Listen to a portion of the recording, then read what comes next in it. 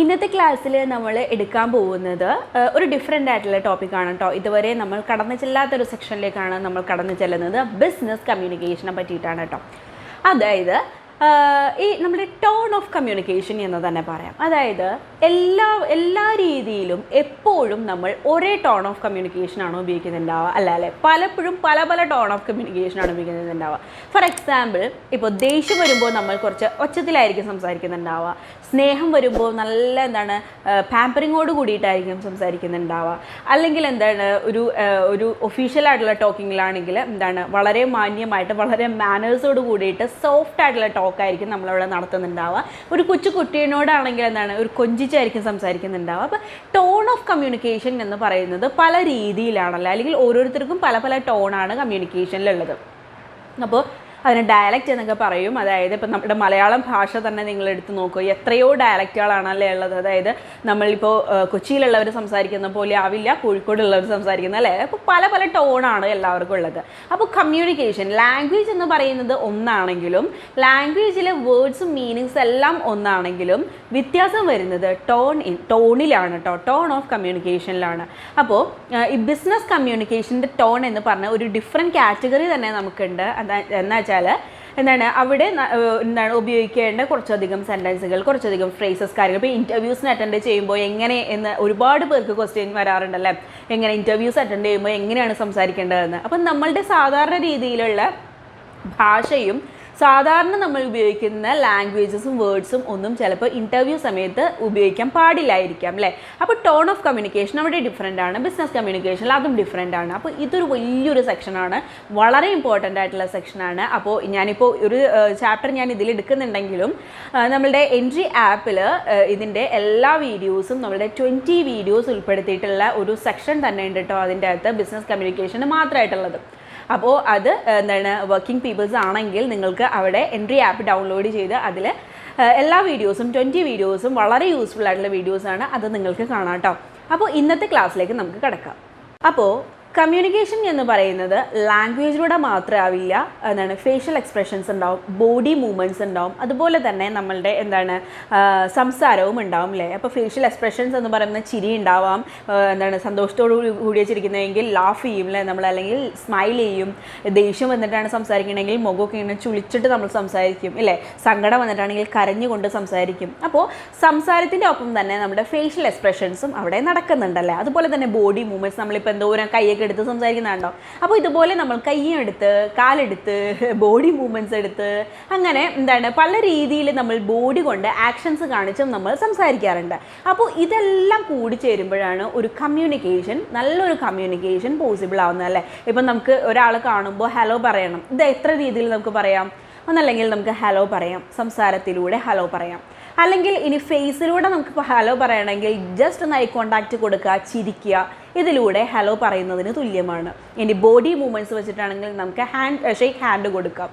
അപ്പോൾ അവിടെ നമ്മൾ ബോഡി മൂവ്മെൻറ്റ്സ് വെച്ചിട്ട് ഹലോ പറഞ്ഞു, അല്ലേ? അപ്പോൾ പല രീതിയിൽ നമുക്ക് ഈ ഹലോ എന്നുള്ള ഒരൊറ്റ കാര്യം നമുക്ക് പറയാവുന്നതാണ്. അപ്പോൾ ഇതെല്ലാം കൂടി ചേരുമ്പോഴാണ് ഒരു ബെസ്റ്റ് കമ്മ്യൂണിക്കേഷൻ, ഒരു പ്രോപ്പറായിട്ടുള്ള ഒരു കമ്മ്യൂണിക്കേഷൻ പോസിബിൾ ആവുന്നത്. അതിന് എന്തൊക്കെ വഴികളാണ് ഉള്ളതെന്ന് നോക്കാം. ആദ്യത്തെ വഴി എന്ന് പറയുന്നത് വളരെ പൊളൈറ്റായിട്ട് സംസാരിക്കുന്ന, റിക്വസ്റ്റോട് കൂടിയിട്ട് സംസാരിക്കുന്ന വാക്കുകൾ ഉൾപ്പെടുത്തുക. അപ്പോൾ വുഡ് എന്നുള്ളത്, കുഡ് എന്നുള്ളത്, മേ എന്നുള്ളത്, കുഡ് യു പ്ലീസ് എന്ന് പറഞ്ഞിട്ട് നമുക്കൊരു റിക്വസ്റ്റ് ചോദിക്കുന്നത് പോലെ ചോദിക്കാം. അല്ലെങ്കിൽ വുഡ് യു പ്ലീസ് എന്ന് ചോദിച്ചിട്ട് ചോദിക്കാം. അല്ലെങ്കിൽ മേ ഐ, ഞാനത് ചെയ്തോട്ടെ എന്നുള്ള രീതിയിൽ ചോദിക്കാം. ഓക്കെ, അപ്പോൾ ഇതുപോലെ റിക്വസ്റ്റുകളോട് കൂടിയിട്ടുള്ള ഒരു സെൻറ്റൻസുകൾ ഉണ്ടാവാനായിട്ട് നമ്മൾ മാക്സിമം ശ്രദ്ധിക്കുക കേട്ടോ. അപ്പോൾ നമ്മൾ ചിലപ്പോൾ ഉള്ളിൽ വിചാരിക്കുന്നത് വേറെ ആയിരിക്കും, പുറത്തേക്ക് വരുമ്പോൾ അത് വേറെ ആയിരിക്കും, അല്ലേ? ഇപ്പോൾ പലപ്പോഴും നമ്മൾ ശ്രദ്ധിച്ചിട്ടില്ലേ, ചിലവർ നല്ല രീതിയിലൊക്കെ ആയിരിക്കും അവർ നമ്മളോട് പറയുന്നത്. അല്ലെങ്കിൽ നമ്മൾ തന്നെ നിങ്ങൾ ആലോചിച്ച് നോക്കാം, ഒരാൾ നമ്മളുടെ അടുത്ത് നീ അന്ന് അങ്ങനെ പറഞ്ഞില്ലേ എന്ന് ചോദിക്കുമ്പോൾ ചിലപ്പോൾ നമ്മളുടെ ഉള്ളിൽ ആദ്യം ഉണ്ടാകുന്നത് എന്താ, ഞാൻ അത് ഓർത്തിട്ട് പറഞ്ഞതല്ല, ഇവന് അങ്ങനെ തോന്നിയോ എന്ന് നമ്മൾ വിചാരിക്കാറുണ്ട്. അതെന്തുകൊണ്ടാണെന്നറിയോ? നമ്മുടെ ഈ ടോൺ ഓഫ് കമ്മ്യൂണിക്കേഷൻ്റെ ബുദ്ധിമുട്ടുകൾ കൊണ്ടാണ്. ടോൺ ഓഫ് കമ്മ്യൂണിക്കേഷൻ നമ്മൾ സംസാരിക്കുമ്പോൾ നല്ല രീതിയിൽ ഞാൻ പോയിട്ട് വരാം കേട്ടോ എന്ന് നമ്മൾ പറയുകയാണ്. ഇത് ടോൺ ഓഫ് കമ്മ്യൂണിക്കേഷനാണ്. ഞാൻ പോവാം എന്ന് പറഞ്ഞിട്ട് ഞാൻ പോവുകയാണ്. അപ്പോൾ രണ്ട് കമ്മ്യൂണിക്കേഷൻ, രണ്ടിലും മീനിങ് സെയിം ആണെങ്കിലും രണ്ട് ടോൺ ഓഫ് കമ്മ്യൂണിക്കേഷനിൽ ആൾക്ക് വന്ന് മാറ്റം കണ്ടില്ലേ. അപ്പോൾ അവിടെ നിൽക്കുന്ന ആളെന്താണ് വിചാരിക്കുക, ദേഷ്യപ്പെട്ടാട്ടോ പോകുന്നതെന്നാണ് വിചാരിക്കുക. പക്ഷെ നമ്മുടെ ഉള്ളിൽ എന്താണ് ഉണ്ടാവുക, അല്ല ഞാൻ ദേഷ്യപ്പെട്ടല്ല, ഞാൻ പോവാം എന്ന് പറഞ്ഞിട്ട് ഞാൻ പോയി, അത്രേ ഉള്ളൂ.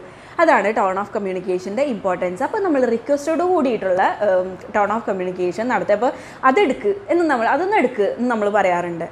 അതുപോലെ തന്നെ ഒന്ന് എടുത്തു തരുമോ എന്ന് നമ്മൾ ചോദിക്കാറുണ്ട്. ഇതിൽ കണ്ടോ 2 മാറ്റം വന്നിട്ടുണ്ട്. അപ്പോൾ നമ്മളിതുപോലെ കുഡ് യു പ്ലീസ് എന്ന് പറയാം, ഒന്ന് എടുത്തു തരുമോ ദയവായി എന്നുള്ള അർത്ഥമാണ്. അല്ലെങ്കിൽ വുഡ് യു പ്ലീസ് എന്ന് പറഞ്ഞാൽ, അല്ലെങ്കിൽ മേ ഐ, ഞാനൊന്ന് എടുത്തോട്ടെ, മേ ഐ എന്ന് ചോദിക്കാം. ഓക്കെ, അപ്പോൾ ഇതുപോലുള്ള റിക്വസ്റ്റുകളോട് കൂടിയിട്ടുള്ള സെൻറ്റൻസുകൾ നമ്മൾ ബിസിനസ് കമ്മ്യൂണിക്കേഷനിൽ ഉൾപ്പെടുത്താം കേട്ടോ.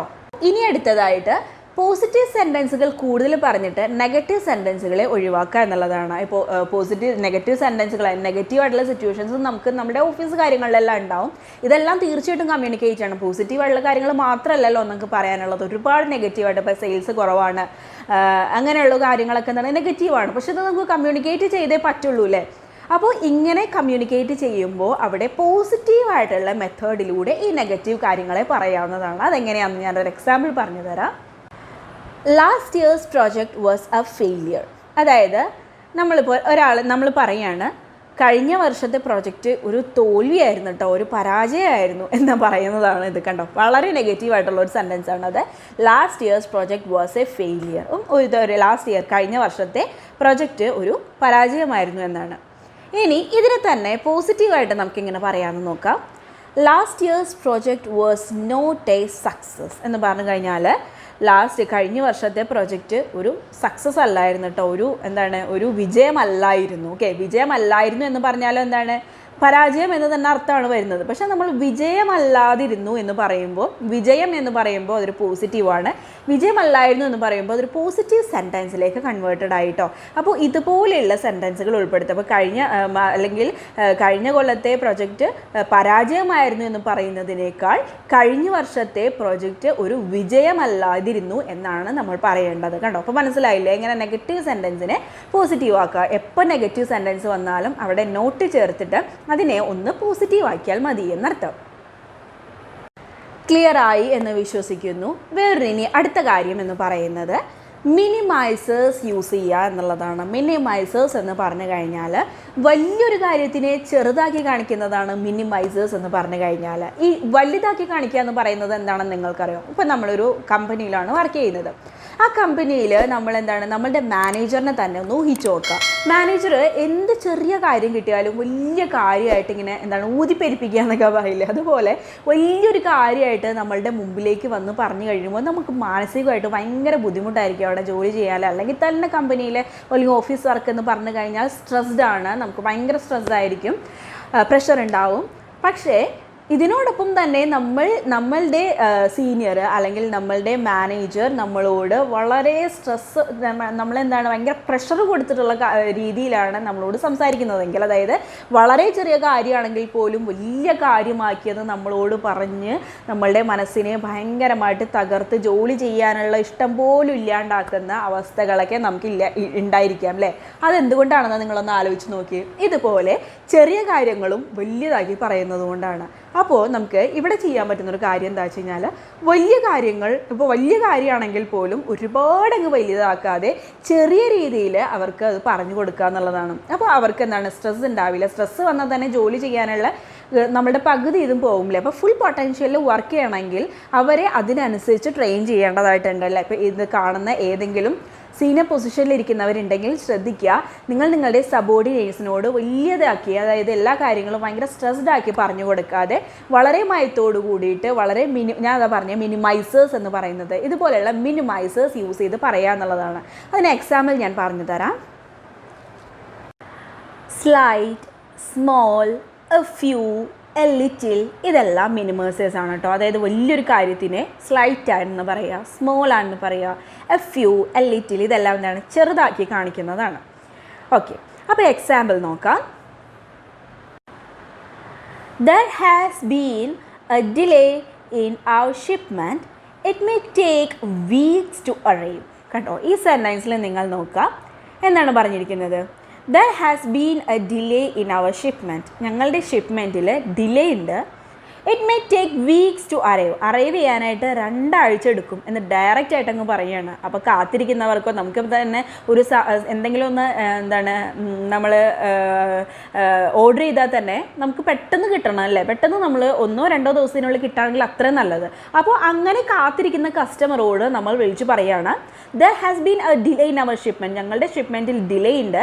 It may take weeks to arrives എന്ന് പറഞ്ഞു കഴിഞ്ഞാൽ അത് എത്താനായിട്ട് 2 ആഴ്ച എടുക്കുമെന്ന് ഡയറക്റ്റ് ആയിട്ട് അങ്ങ് പറയുകയാണ്. ഇത് കേൾക്കുന്ന കസ്റ്റമറിന് എന്താണ് ഉണ്ടാവുക, വളരെ നെഗറ്റീവായിട്ടുള്ള ഫീലിംഗ് ആണ് ഉണ്ടാവുക. ഇനി ഒരിക്കലും നമ്മൾ അവിടെ എന്ത് ചെയ്യില്ല, ഓർഡർ ചെയ്യില്ല അല്ലേ. അപ്പോൾ ഈ ഒരു കാര്യത്തിനെ നമുക്ക് എന്താണ് കുറച്ചും കൂടി മിനിമൈസേഴ്സ് യൂസ് ചെയ്തിട്ട് വളരെ ലൈറ്റായിട്ടൊന്ന് പറയുന്നത് എങ്ങനെയാണെന്ന് നോക്കാം. There has been a slight delay in our shipment, അതായത് കുറച്ച് ഡിലേ ഞങ്ങളുടെ ഷിപ്മെൻറ്റിലുണ്ട് കേട്ടോ. It may take a bit longer to arrive, അതായത് സമയത്തിൽ നിന്ന് കുറച്ചൊന്ന് നീങ്ങൂട്ടോ, അല്ലെങ്കിൽ കുറച്ച് കൂടി അങ്ങ് നീക്കുക. ലോങ്ങർ എന്ന് പറഞ്ഞാൽ എന്താണ്, കുറച്ച് നീളൂട്ടോ വരാൻ എന്നുള്ള അർത്ഥമാണ് വരുന്നത് കേട്ടോ. It may take a bit longer to arrive, കുറച്ചങ്ങോട്ട് നീളോട്ടോ എത്താനുള്ള സമയത്തിൽ നിന്ന് എന്നുള്ളൊരു ചെറിയ രീതിയിൽ നമ്മളവിടെ പറഞ്ഞു നിർത്തുകയാണ്. അപ്പോൾ ഈ 2 സെൻറ്റൻസുകളുടെ പ്രത്യേകത കണ്ടില്ലേ നിങ്ങൾ? ആദ്യത്തേൽ നമ്മൾ ഡയറക്റ്റ് ആയിട്ട് പറഞ്ഞു, രണ്ടാമത്തേൽ എന്താണ് നമ്മൾ ചെയ്തത്, വളരെ സ്ലൈറ്റ് ബിറ്റ് എന്നുള്ള വളരെ എന്താണ് മിനിമൈസേഴ്സ് യൂസ് ചെയ്ത് നമ്മൾ കാര്യം അവിടെ പറയുകയാണ്. ഇതിൽ 2ൻ്റെയും മീനിങ് സെയിം ആണെങ്കിലും ഇതുണ്ടാക്കുന്നത് ഒരു പോസിറ്റീവായിട്ടുള്ള അറ്റ്മോസ്ഫിയർ ആണ്. അപ്പോൾ ഇങ്ങനെയുള്ള മിനിമൈസേഴ്സ് യൂസ് ചെയ്ത് നിങ്ങൾക്ക് എന്താണ് കമ്മ്യൂണിക്കേഷനിൽ ചെയ്യാവുന്നതാണ് കേട്ടോ. ബിസിനസ് കമ്മ്യൂണിക്കേഷൻ എന്ന് മാത്രമല്ല, ഏതൊരു കമ്മ്യൂണിക്കേഷൻ ആണെങ്കിലും നിങ്ങൾ എന്താണ് ഒരുപാട് സ്ട്രെസ് ചെയ്ത് ആളുകളെ ബുദ്ധിമുട്ടിക്കാതെ, അതായത് നമ്മളുടെ ഭാഷ അനുസരിച്ചാണ് നമ്മളെ ഒരാൾ ഇഷ്ടപ്പെടുന്നതും വെറുക്കുന്നതും എന്ന് നിങ്ങൾ ഓർക്കുക കേട്ടോ. അതായത് ഇപ്പം നമ്മളുടെ ഫ്രണ്ട്സിൽ തന്നെ നിങ്ങളൊന്ന് ആലോചിച്ച് നോക്കുക, നല്ല രീതിയിൽ പോസിറ്റീവായിട്ട് സംസാരിക്കുന്നവരെ നമ്മൾ ഒരുപാട് ഇഷ്ടപ്പെടും. എന്നാൽ നെഗറ്റീവ് അടിക്കുന്നവരോട് ഒരിക്കലും നമുക്ക് മിണ്ടാനായിട്ട് തോന്നുകയില്ല അല്ലേ, അവരെന്നും അവിടെ ഒറ്റപ്പെട്ട് തന്നെ ഇരിക്കും. അപ്പോൾ നമ്മൾ ഒറ്റപ്പെടുന്നുണ്ടെങ്കിൽ അത് നമ്മളുടെ കാരണം കൊണ്ടാണ്, നമ്മളുടെ തെറ്റുകൊണ്ടാണ് എന്ന് ആദ്യം മനസ്സിലാക്കുക. അപ്പോൾ ഇതുപോലെയുള്ള സെൻറ്റൻസുകൾ യൂസ് ചെയ്തുകൊണ്ട് നിങ്ങൾക്ക് എന്ത് ചെയ്യുക, ബിസിനസ് കമ്മ്യൂണിക്കേഷൻ നടത്താട്ടോ. അപ്പോൾ ഈ ഒരു വീഡിയോ നിങ്ങൾക്ക് വളരെയധികം യൂസ്ഫുൾ ആയിട്ടുണ്ടെന്ന് വിചാരിക്കുന്നു. അപ്പോൾ ഞാൻ കുറച്ച് സെക്ഷൻ മാത്രമാണ് ഞാനിവിടെ ഇന്ന് ഇൻക്ലൂഡ് ചെയ്തത്, കാരണം ഇതൊക്കെ അത്ര ഇമ്പോർട്ടൻ്റ് ആണ് എന്ന് ഉള്ളത് കൊണ്ട് മാത്രം കേട്ടോ. അപ്പോൾ 20 വീഡിയോസ് ഉൾപ്പെടുത്തിയിട്ടുള്ള ഒരു വലിയൊരു സെക്ഷൻ നമ്മൾ ചാപ്റ്റേഴ്സ് പോലെ 20 ലെസണായിട്ട് നമ്മൾ നമ്മുടെ എൻട്രി ആപ്പിൽ ചെയ്തിട്ടുണ്ട്. അപ്പോൾ അത് കാണാനായിട്ട് ആഗ്രഹമുള്ളവർ ഡിസ്ക്രിപ്ഷൻ ബോക്സിൽ എല്ലാ ലിങ്ക്സും കാര്യങ്ങളെല്ലാം ഉണ്ട്. അപ്പോൾ ഡൗൺലോഡ് ചെയ്ത് എൻട്രി ആപ്പിൽ കാണാം കേട്ടോ. അപ്പോൾ നമുക്കിനി അടുത്ത ക്ലാസ്സിൽ കാണാം.